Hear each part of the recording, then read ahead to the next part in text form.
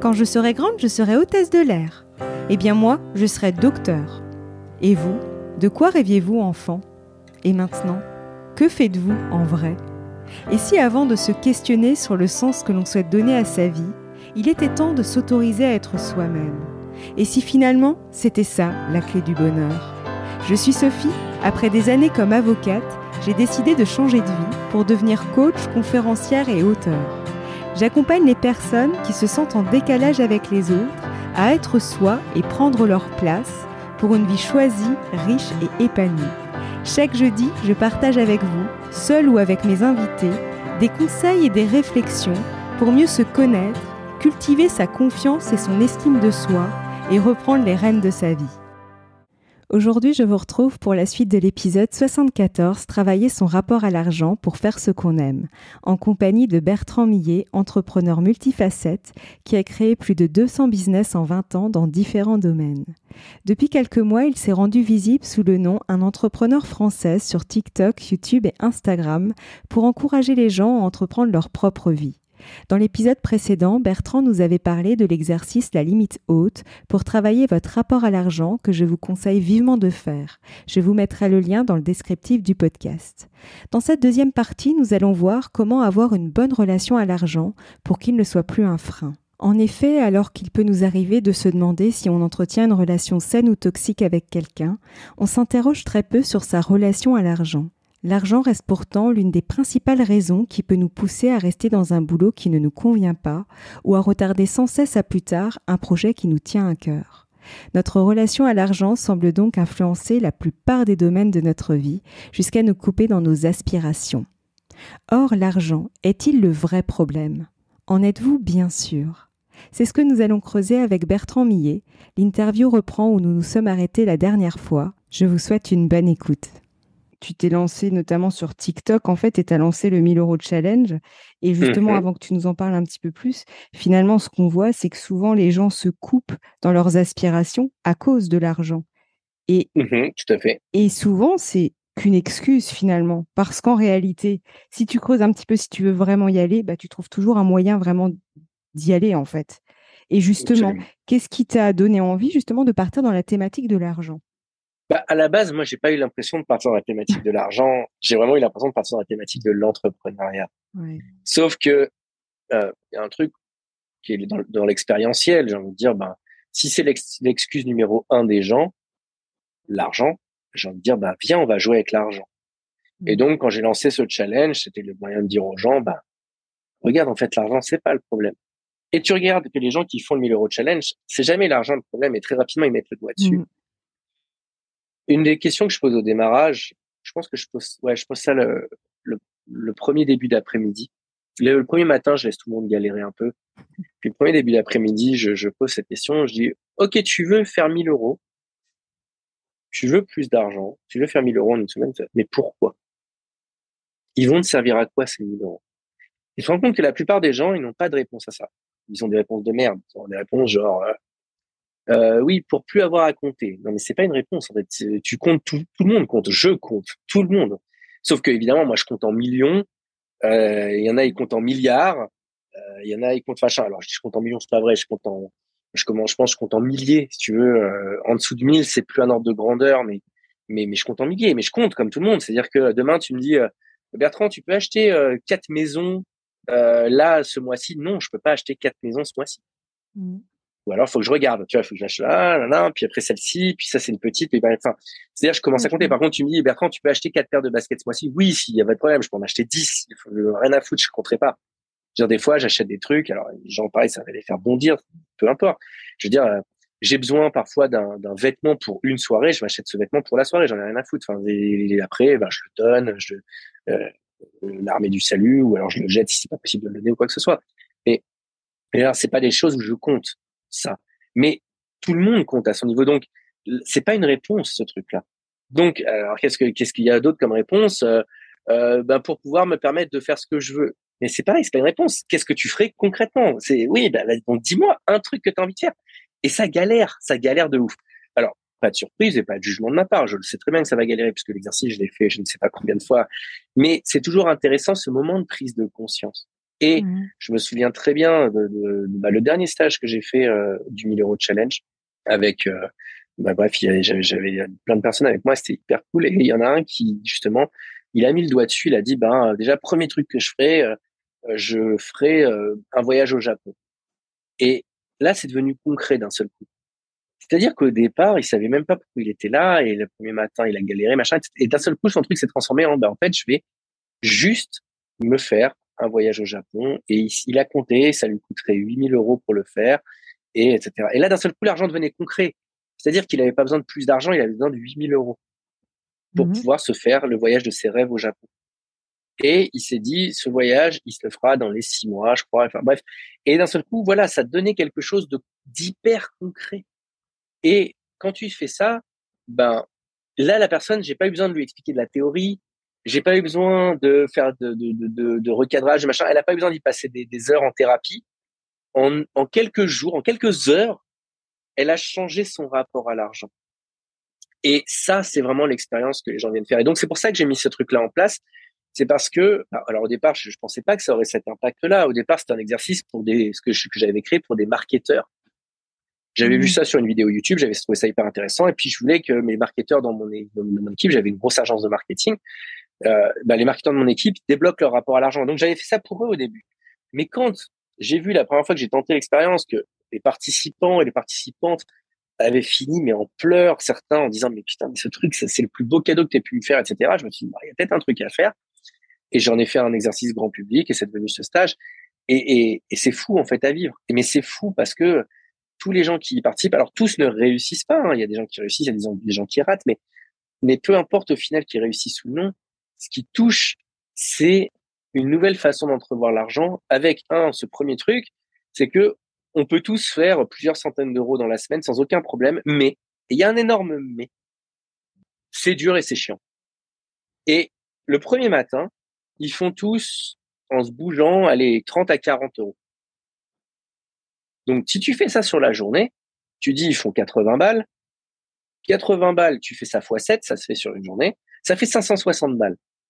Sauf que personne ne fait 560 balles. Les gens, ils restent autour des 80 balles, soit ils font 1000 et plus. Et pourquoi? Parce que personne ne continue cette stratégie-là, alors qu'elle fonctionne. Tu as fait 40 balles le matin. Et encore, je dis le matin, parce qu'au départ, il y a un petit briefing, machin, etc. Donc concrètement, ils font 40 balles en 2 heures. Donc ils pourraient même faire 600-700 balles. Mais personne ne fait ça, parce que c'est dur. Ce qui montre un truc, c'est qu'on meurt pas de faim. Parce que si tu mourais de faim, tu le ferais. Mais ça montre qu'on est dans une forme de confort. Mais quand ils ont touché ça du doigt, ils n'ont même pas besoin de le faire. C'est-à-dire qu'ils n'ont pas besoin de trimer pendant 7 jours, le matin, l'après-midi, etc., pour se dire, bah oui, en fait, si j'avais besoin d'argent, je saurais en faire. Et pour ça, je vais vendre la mèche tout de suite, parce que tout le monde peut le faire. Ils font des trucs normaux. Ils prennent des stylos, et je leur file 1 € au départ, ils vont acheter 10-15 stylos de merde, certes, mais 10 stylos avec ça, et ils revendent à l'unité. Et ils revendent 1 €, 2 € le stylo. Avec ça, rapidement, tu fais 40 balles. Et c'est 40, et puis 50, et puis 100, et puis etc. Mais c'est chiant. Ben oui, c'est chiant, évidemment que c'est super chiant à faire. C'est pour ça qu'après, je leur explique, je leur montre d'autres façons d'y arriver sur le stage, etc. Et qu'on fait d'autres choses que ça. Mais le premier jour, en général, c'est ça, pour qu'ils vivent ce truc-là et qu'ils voient que l'argent, c'est pas dur à faire. Par contre, oui, c'est épuisant. Mais quand tu as faim, et si un jour tu as besoin de refaire de l'argent parce que tu es vraiment en galère, tu sais que tu peux le faire. Tu as toujours ce plan-là et tu y arrives. Et justement, derrière cette idée de faire de l'argent, finalement, c'est le mindset, en fait, c'est l'état d'esprit qui fait que, non? C'est ça, Tout à fait. Ouais. Bien sûr. D'ailleurs, ce stage en fait, c'est le premier volet d'un triptyque.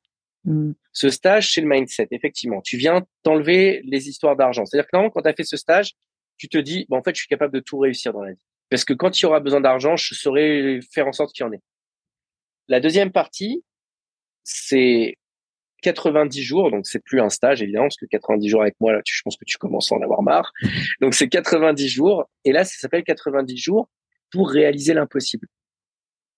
Et là en l'occurrence, l'idée c'est de mettre sur les rails un projet très ambitieux, quelque chose qui pouvait te sembler impossible jusque-là. Et le troisième triptyque, ça s'appelle 365 jours pour changer le monde.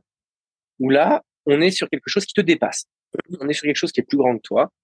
Et on est forcément sur un truc où euh, il faut du temps. C'est pour ça que ça dure 1 an. Mais il faut être déjà passé par ces 2 autres étapes pour le faire. Si tu crois pas que tu es capable de réaliser déjà ce qui te semblait impossible, alors aller changer le monde, t'en parles même pas. Et si avant ça, t'es pas capable, tu as l'impression que c'est l'argent le problème, laisse tomber, tu feras jamais rien. Donc effectivement, ce n'est qu'un triptyque et c'est le triptyque sur lequel je choisis de travailler. Et comme finalement mon histoire sur les réseaux sociaux, etc., est encore très récente, c'est ça en ce moment que je mets en avant. Mais l'idée, c'est que de ça, au fur et à mesure, on voit les 3 étapes apparaître. Et donc là, pour le moment, si je comprends bien, le 1000 € challenge qu'on retrouve sur TikTok et aussi sur Instagram, et d'ailleurs sur ta chaîne YouTube, où justement on voit on voit en vidéo comment se passe un petit peu, comment se déroule le stage avec les différents participants. En fait, c'est le premier triptyque. Et donc du coup, après, tu as lancé dernièrement un concours de pitch, par exemple. Ouais. Celui-ci s'intègre où dans Alors, ce triptyque? ça s'intègre sur le groupe, VIP en fait, parce que j'ai créé un groupe VIP justement. Et le groupe VIP, justement, c'est pour faire des choses en plus. C'est ceux qui ont décidé de travailler plus avec moi. Et donc, eux, c'est du renforcement. Eux, ça va pour l'instant se mettre un peu entre les deux, justement. C'est pas complètement dans l'un, c'est pas complètement dans l'autre. C'est le démarrage. Et ça, c'est vraiment un truc. Donc, c'est pour ça que c'est fait pour les VIP. Comme je le dis, si déjà sur mes réseaux sociaux, t'en as assez, va pas plus loin. Par contre, si t'en veux plus, si tu veux vraiment que je te cuisine, que je fasse des trucs avec toi, 2 à 3 fois par semaine dans le groupe VIP, j'organise des choses. Alors parfois, c'est des petites choses très éparses. Donc voilà, ça va prendre 1 heure. Parfois, ça prend rien. Parfois, je te pose une question, tu fais un clic et c'est fini. Et parfois, c'est plus long. Parfois, ça dure sur plusieurs semaines, comme là, ce concours de pitch, qui en fait permet aux participants et aux gagnants, celui qui gagnera, de gagner 1 000 €, de gagner un bouquin dédicacé, qui est le bouquin justement sur le 1000 € challenge. Voilà, puisque j'en ai fait un bouquin. Et qui va gagner, en plus de ça, 7 jours d'accompagnement dans lesquels je vais venir chez lui ou elle. Alors chez lui, pas d'hébergement, hein, pas de souci, mais dans le coin de chez lui ou de chez elle.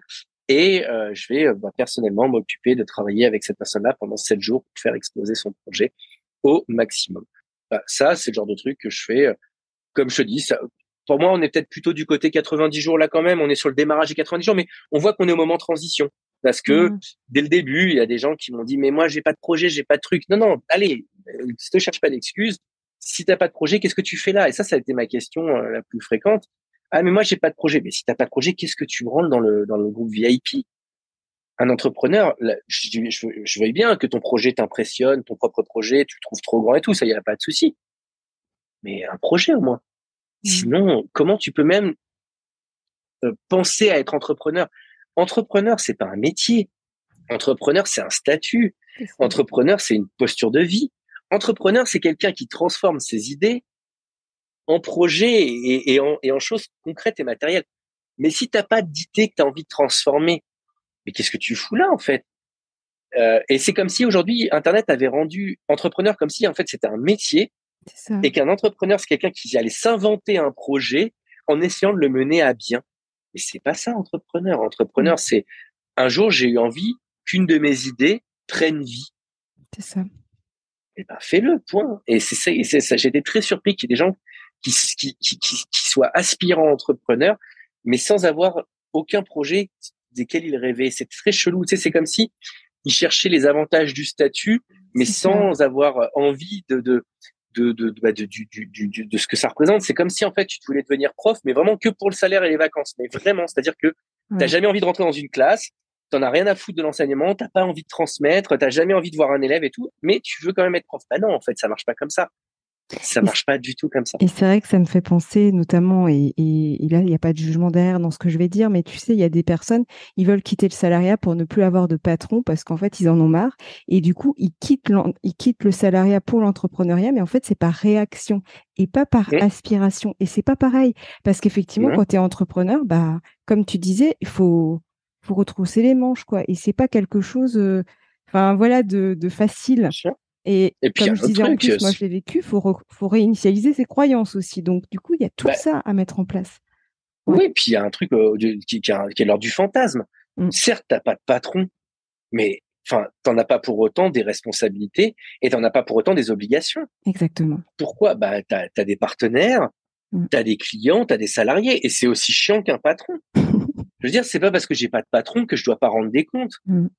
Quand je dis à un de mes partenaires, je te renvoie ça lundi, et que lundi je l'ai pas envoyé, bah, il m'envoie 1, 2, 3, 4. Et puis au bout d'un moment, il me dit, bon, bah, j'arrête de travailler avec toi.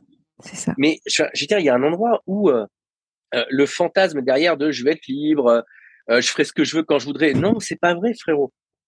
Sur une certaine échelle, oui, mais il y a plein de trucs en fait où tu pourrais te réaménager ta vie autrement. Et si effectivement tu y vas pour ces parties-là, il est très fortement probable que tu sois déçu par ce que tu trouves dans l'entrepreneuriat. Très déçu.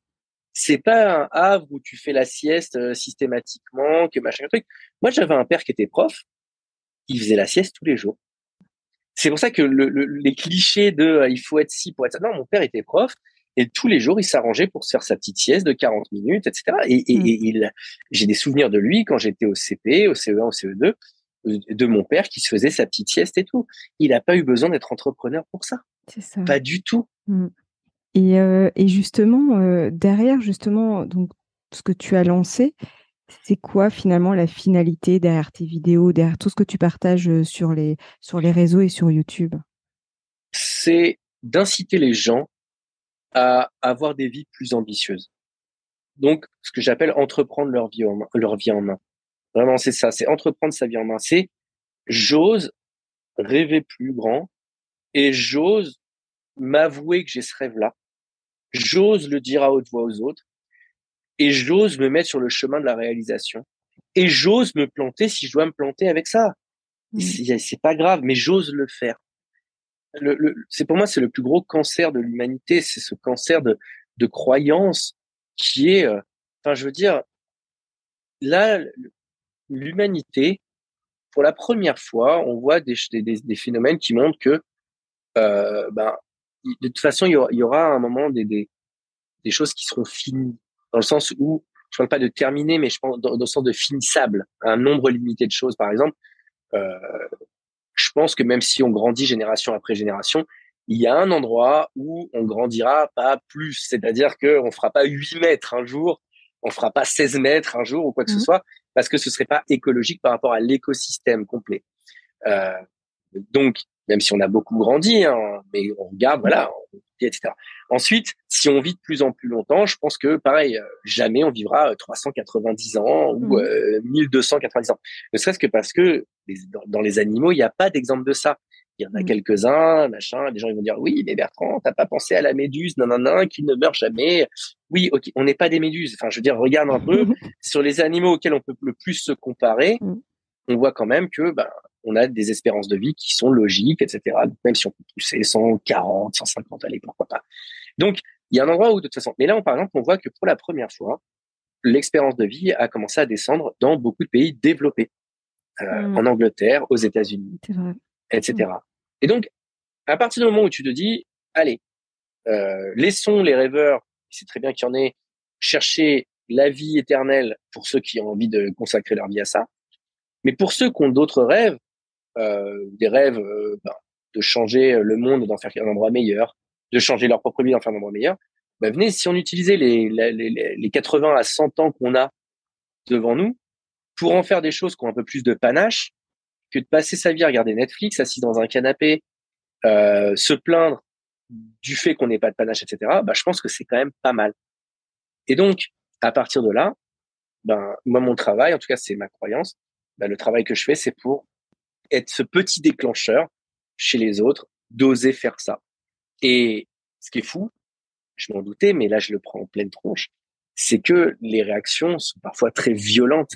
C'est-à-dire qu'en fait, j'ai quand même des gens dans les commentaires, et je trouve ça d'une tristesse parfois, où c'est fou, qui préfèrent réfuter tout ce que je montre en disant que ce n'est pas possible, que je mens, que machin, plutôt que de se dire, ah bah, si lui il le fait, alors, bah, pourquoi j'essaierai pas? Juste, j'essaierai pas. Je te dis pas de réussir. Et non. Et il y a plein de gens, mais c'est des fois, je publie des trucs et des gens ont des postures, des positionnements, mais extrêmement fermes. Alors, je parle même pas des insultes et tout. Ça, c'est une histoire de forme. Mais je parle vraiment du fond, de ce qui est derrière. Mais comme s'ils savaient. C'est-à-dire que je vois des gens, par exemple, j'ai fait une interview qui a marché plutôt bien, qui va bientôt atteindre 1 million de vues sur TikTok, mais où je demande à des influenceurs combien ils gagnent. Et il y a de tout dans les réponses, c'est normal. Je suis entrepreneur depuis 20 ans. Je suis entouré depuis à peu près un an de beaucoup d'influenceurs. Donc, ce sont des questions desquelles on parle très ouvertement, très librement. Et même si je connais pas personnellement toutes les personnes à qui j'ai posé la question, il y a aucune des réponses sur laquelle je me sois dit, oh, cette personne me ment. Moi, j'ai quand même tendance, en étant un infiltré, un initié, à me dire non, c'est plutôt l'ordre d'idée de ce que j'ai en tête et tu verrais les commentaires, mais 90% des commentaires sur cette vidéo, c'est en gros pour expliquer qu'ils mentent. La vidéo a fait 600 000 vues sur YouTube, elle en est à 800 000 sur TikTok, je sais pas combien elle en a fait sur Insta. Je sais pas combien il y a de milliers de commentaires, mais je pense que 90% des commentaires, c'est pour dire ils mentent, c'est pas vrai. Et tu sais, alors au début, je m'amusais parce que j'aime bien quand on est dans les premiers commentaires, c'est important d'être là derrière. Et je me disais, ah oui, tu le connais? Tu connais cette personne vraiment en personne pour m'être capable de dire qu'il ment? Et les gens te répondent non. Bah alors comment tu sais qu'il ment? Mais parce que tu le sais, c'est un influenceur, il doit gagner plus. Ou bien non, c'est pas normal, etc., etc. Et c'est pas émis sous forme d'un doute. Non, non, c'est émis sous forme d'une certitude. C'est ça. Ouais. Et en gros, pourquoi je prends cet exemple-là? Parce qu'on pourrait dire on s'en fout. Oui, de quelque part on s'en fout, mais c'est juste pour montrer quand parfois la posture, en fait, tu veux montrer quelque chose aux gens. En fait, la réaction normale des gens, c'est pas de se remettre en question, c'est d'expliquer que tu te trompes. Et je vais donner un autre exemple par rapport à ça qui est aussi frappant. J'ai fait une vidéo qui a très bien marché, pareil, sur TikTok et sur Insta, etc., qui était, j'ai demandé aux gens combien ils gagnaient, mais aux gens random dans la rue. Je l'ai fait en France. J'ai commencé par le faire en France. Et les gens ne répondaient pas. Et sous les commentaires, les gens disaient oui, mais pourquoi les gens répondent pas? Les Français, ils ont vraiment un problème et blablabla et blablabla. Je dis ok, très bien. Et sous les commentaires, tout le monde te dit aux États-Unis, ça se passerait pas comme ça. Aux États-Unis, tout le monde répondrait. Nanana. Qu'est-ce que j'ai fait? Moi, je suis allé aux États-Unis. Là, je suis aux États-Unis en ce moment. Qu'est-ce que je fais? J'ai fait 3 fois, j'ai fait des micro-trottoirs dans lesquels je demandais aux gens. Ok, même question, même façon d'aborder les gens, même truc. C'est vraiment pour. Tu lis les commentaires, les gens m'expliquent qu'en fait, soit je pose mal les questions, soit que l'endroit c'est pas le bon, soit que je le fais pas de la bonne façon, c'est-à-dire que j'aborde pas les gens de la bonne façon. Soit ils m'expliquent que je suis pas au bon endroit, c'est-à-dire qu'ils me disent t'es dans un endroit qui est trop pauvre, t'es dans un endroit qui est machin, soit que je sais pas les bonnes personnes. Bref, mais les gens, en fait, c'est pas du tout la même teneur. C'est-à-dire que j'aurais reçu les mêmes trucs en disant oh je suis surpris ou bien ah mais oui mais pourquoi ils disent pas leur salaire, ils sont bêtes de pas dire leur salaire, exactement comme je l'ai eu en France, j'aurais compris. Mais là non, les gens sont tellement persuadés qu'aux États-Unis c'est différent que plutôt que d'accepter de remettre ça en question, non, ce qu'ils font c'est qu'à l'inverse ils te disent que en fait ils vont trouver tous les moyens, toutes les excuses pour te dire qu'en fait si eux ont raison, mais que en fait et là, ils te donnent leur excuse en dessous. Et c'est tout ça. Et quand tu vois ça, en fait, je me dis, ouais, si le travail que je fais, il sert, mais il faut pas qu'il se limite aux réseaux sociaux. Il faut qu'il aille beaucoup plus loin que ça. Ouais, c'est ça, et c'est petit à exactement. petit qu'on va changer cette façon de penser. Et en plus, là, je rebondis, c'est finalement ça, finalement, entreprendre sa vie. C'est avoir cette capacité à se remettre en question, à justement, même un échec, en tirer des apprentissages et de perpétuellement continuer, en fait. Et justement, c'est pas dire c'est la faute de ci ou c'est la faute de ça, ou voilà. C'est en fait, finalement, questionner aussi son propre état d'esprit, ses propres croyances, et tout ça, en fait, pour toujours être une roue qui avance, quoi. C'est un peu ça. Mais tu vois, Il est c'est testé, l'image, bien sûr, ouais, de la bien sûr. société. Mais c'est aussi testé, tu vois, moi, plutôt que de me dire, moi, j'étais persuadé comme tout le monde, qu'ici, Moi on en aussi. parlerait tranquille. Mais tu vois, mais vraiment, c'est-à-dire que moi, j'y suis pas allé en plus en me disant, les gens vont pas m'en parler. Non, non, pas du tout. Non, non. Et autre truc que j'ai remarqué, alors ça, je l'attribue pourquoi pas à la langue, j'attribue à la culture et tout, mais les gens sont beaucoup moins ouverts à répondre à des questions qu'en France, en Suisse ou en Belgique. Ah non, Ici, quand je tends le micro pour poser une surprenant. question, je te jure que la plupart des gens me disent non. Ils veulent pas en parler. Et encore une fois, je l'explique pas. Et c'est là aussi où parfois les gens me l'expliquent. Les gens vraiment, ils expliquent en dessous dans les commentaires. Je dis ah ouais, il y a des trucs qui te permettent de l'affirmer. Juste un petit peu de doute, les gars. Un peu de doute de temps en temps, ça fait du bien. Et encore une fois, et c'est ce truc-là en fait où derrière, ce qui est le reflet dans les commentaires, ça reste aussi pour moi beaucoup, justement le reflet d'une certaine catégorie de gens, parce que tous les gens Bien sont pas comme sûr, ça. heureusement. Mais par contre, ce qui me chagrine, c'est que ceux qui commentent, c'est exactement pour eux que je fais ce travail-là. C'est-à-dire que je fais ce travail de dire, mais putain, si plutôt que de commenter et de remettre en question ce que je suis en train de te montrer, surtout que la question n'est pas très importante de savoir si les Américains sont ouverts ou pas. T'es pas américain, je suis pas américain. Qu'est-ce qu'on en a à foutre, franchement? Mais prends-toi par la main et va entreprendre et va rendre tes rêves possibles et tu verras que c'est quand même vachement plus intéressant comme vie que de débattre pendant 2 heures à savoir si oui ou non un Américain il est plus ouvert qu'un Français sur l'argent, quoi. Ouais, c'est très juste, ouais. Et justement, avant qu'on termine notre échange, quel conseil aimerais-tu donner à nos auditeurs, justement, pour que l'argent ne soit plus un frein dans leur vie et justement pour réaliser leurs rêves? Je vais répondre ce que je réponds à tous ceux qui me contactent en DM. Et vraiment, si vous me contactez en DM, sachez que pour l'instant, j'ai encore la possibilité de répondre à tout le monde. Donc, je le fais avec plaisir. C'est en fait, l'argent, c'est la même chose que le poids, que le machin, que le truc. L'argent n'est un problème que parce qu'on passe son temps à se focaliser dessus. Personne, quand tu fais une taille moyenne, tu penses pas tous les jours à ta taille. Je pense que tu penses tous les jours à ta taille quand tu es trop petit par rapport au standard ou quand tu es trop grand. Tous les jours, tu y penses. Quand tu es d'une taille moyenne, je pense que tous les jours, tu te dis pas, oh mon Dieu, mais ma taille. Par contre, le poids, je pense que beaucoup d'entre nous, ça fait partie des trucs qu'on se prend la tête avec. Eh bien, c'est la même chose ici. C'est de dire, plutôt que de te focaliser sur l'argent, focalise-toi sur ta vie. Et qu'est-ce que ça veut dire? Ça veut dire qu'encore une fois, ce que je dis aux gens quand ils me demandent comment je peux entreprendre ci, comment je peux entreprendre ça, qu'est-ce que je devrais faire, c'est demande-toi quel est le projet que tu veux réaliser sans te poser la question de l'argent, mais juste le projet que tu serais capable de réaliser juste par plaisir de le réaliser, juste par sens, par envie, et commence à le faire avec les moyens que tu as. Et l'argent viendra. Donne du sens à l'argent. Et du sens, c'est pas du sens, encore une fois, je veux plus avoir à compter, je veux aider mes parents, non, c'est pas ça du sens. Du sens, c'est quelque chose qui est arrivé à donner une réponse à pourquoi tu veux de l'argent, mais avec quelque chose qui soit quantifiable derrière. Et donc, si tu veux pas avoir de problème, par exemple, si tu te dis, bah moi, j'aimerais ouvrir une école pour, je sais pas, prenons un exemple. Je voudrais ouvrir une école pour les entrepreneurs. C'est vraiment ça mon truc. J'ai envie de faire ce truc-là, mais au-delà de moi, ça transpire de moi. Eh ben, l'idée, c'est commence par faire ça. Et tu verras que plus tu vas commencer à le faire, plus l'argent dont tu vas avoir besoin va arriver. Bien sûr, les gens ils pourraient commencer à dire bah oui, mais c'est cher une école, il te faut des profs, il te faut des locaux, il te faut machin, il me faudrait tout de suite que je commence avec, je sais pas moi, avec 1 million d'euros. Tu les as? Non.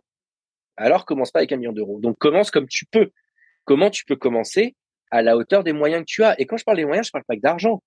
Je parle aussi des moyens humains. Quelle connaissance? Est-ce que tu connais des gens qui peuvent donner des cours? Et ben peut-être qu'ils peuvent donner des cours gratuitement pour commencer. T'as un appart avec un salon?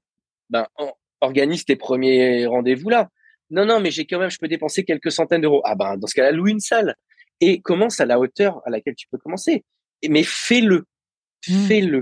Et comme par hasard, quand tu voudras passer au next step, si tu es entrepreneur, tu trouveras les moyens de faire en sorte que l'argent arrive pour te permettre d'aller à la hauteur de ce que tu veux faire.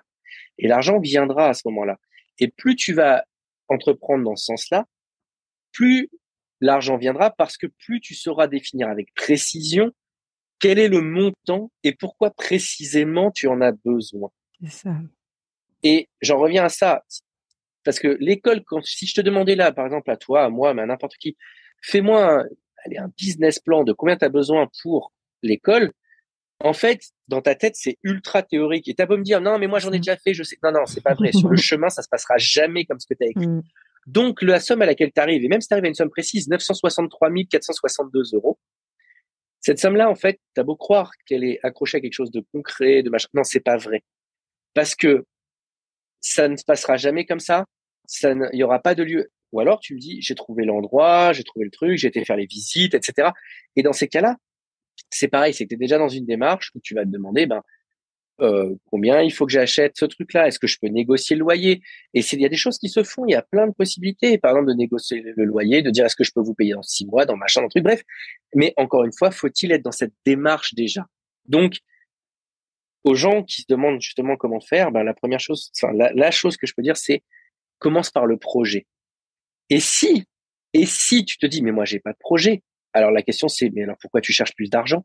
C'est normal que t'en aies pas plus si t'as pas de projet. C'est ça. Si t'as pas de projet qui réclame de l'argent, ben en fait, tu fais comme tout le monde. Tu as le niveau d'argent qui te permet de vivre la vie qui te va bien. Mhm. Donc commence par le projet. Quel est le projet aujourd'hui qui mérite tellement que tu y passes du temps et de l'énergie qu'il mériterait aussi que tu y ajoutes de l'argent? Et quand ce projet, tu l'as trouvé et que tu commences à le faire avant d'avoir de l'argent, à la hauteur de tes moyens, là, d'un seul coup, l'argent viendra s'il doit venir. Et pourquoi je dis s'il doit venir? Parce que je vais rappeler à tout le monde un truc que j'ai dit, mais qui est important, c'est l'argent ne sert qu'à payer un truc, des moments de vie. Et donc, si en te mettant dans la réalisation de ce projet qui te tient tellement à cœur, tu vis les meilleurs moments de ta life, alors que tu n'as toujours pas l'argent pour le faire, la question, c'est toujours la même. Ben, est-ce que tu en as vraiment besoin de cet argent à ce moment-là? Tu me dis, ouais, mais pour le futur, un jour, peut-être que je serai fatigué. Oui, mais ce jour-là, quand on arrivera là, la réponse, elle arrivera avec. C'est très juste ce que tu dis, ouais. Et c'est hyper important justement de, comme tu dis, de concrétiser. En fait, c'est rendre concret en fait ce besoin qu'on peut avoir d'argent, parce qu'en réalité, souvent, on veut plus, mais en fait, c'est qu'une projection. Et c'est hyper important ce que enfin, j'insiste là-dessus parce que c'est vraiment important. Ouais. Absolument. En tout cas, moi, ça fait partie des clés qui m'ont énormément aidé. Ouais, je m'en doute. Et quel serait ton mot de la fin pour clôturer notre échange? Si une seule personne, à la fin de ce podcast, une seule parmi vous, à la fin de ce podcast, a été suffisamment inspirée pour la première fois de sa vie, oser faire le premier pas du projet qu'il a en tête, s'il vous plaît, écrivez-nous pour dire j'ai osé. Juste ça, j'ai osé, on saura de quoi vous parlez, mais s'il vous plaît, faites-le. Faites-le. Même si c'est 2 semaines après, même si c'est 1 mois après, prenez le temps de le faire, mais faites-le. Je voudrais juste savoir, est-ce que ce qu'on fait sert à quelque chose ou est-ce qu'on est en train d'user notre salive pour rien? Parce que ça sert qu'à ça, ce qu'on fait. Moi, je prends pas 1h30, 2 heures avec Sophie juste parce qu'on aime bien discuter. Si on n'a pas besoin de s'enregistrer pour le faire, genre on coupe l'enregistrement, on s'assoit, on discute, on se dit ah tiens, on se rend rendez-vous à tel endroit et puis machin. Et nous, on est déjà convaincus de ce qu'on raconte. Si on le fait, c'est pour que ça serve à d'autres gens. Ça. Et pas que pour que ça serve, donc que ce soit intellectuel et que les gens se disent waouh, qu'est-ce que je suis intelligent après avoir écouté ce podcast, je vais pouvoir raconter ça à mes potes, c'est trop bien. Non. Si juste ça a déclenché une vocation parmi vous, s'il vous plaît, une seule, dites-le nous, qu'on sache que ce qu'on fait a du sens. Et juste, moi, c'est ça, c'est dites-nous ça. Voilà, ce serait ça mon mot de la fin. Merci beaucoup en tout cas Bertrand. Et du coup, où est-ce qu'on peut te retrouver du coup sur les réseaux? Moi, je suis sur Instagram, donc. Et toi? Sur Insta, sur TikTok, sur YouTube, sur Facebook aussi. On est en train de remettre un truc en place sur Facebook. Voilà. Donc on est sur les réseaux majeurs sous le vocable 1, le chiffre entrepreneur français. Voilà. Le chiffre 1, un entrepreneur français. Voilà. Venez nous voir. Ça fait toujours plaisir. Et puis voilà, c'est là principalement. Et puis derrière, ceux qui ont envie de continuer l'aventure, on peut. Il y a des groupes VIP, des machins, des trucs. Il y a un chemin derrière. Merci beaucoup. En tout cas, je mettrai le lien sous le podcast. Merci à toi. Avec grand plaisir. Merci à toi, Sophie. Si cet épisode vous plaît, je vous serais vraiment reconnaissante de laisser un commentaire avec un maximum d'étoiles sur Apple Podcast ou votre plateforme préférée pour m'aider à le faire connaître. N'hésitez pas à le partager si ce podcast vous semble être utile à d'autres personnes. Je vous souhaite une très belle journée ou une très belle soirée et vous donne rendez-vous la semaine prochaine. À bientôt!